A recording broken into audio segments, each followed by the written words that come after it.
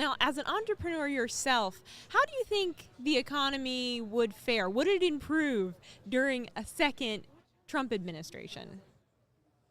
What do you think? I definitely think it would improve. So my perspective is that you have to look at history to predict the future. So under the last Trump administration, the middle class did way better. Like people who were middle class did very well. During the Biden administration, the middle class did not do well. So if you look at historical events to predict future events, I think we will do much better under Trump, right? Because he has policies, specific policies, for example, to get rid of federal income tax on tips.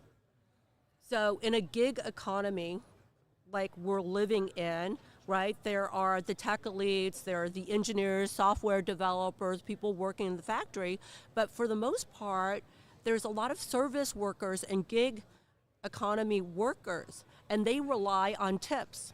Yeah. And federal income tax on those tips can really erode their income. I think this is a great example of how he is really looking at young people who are a big part of this gig economy,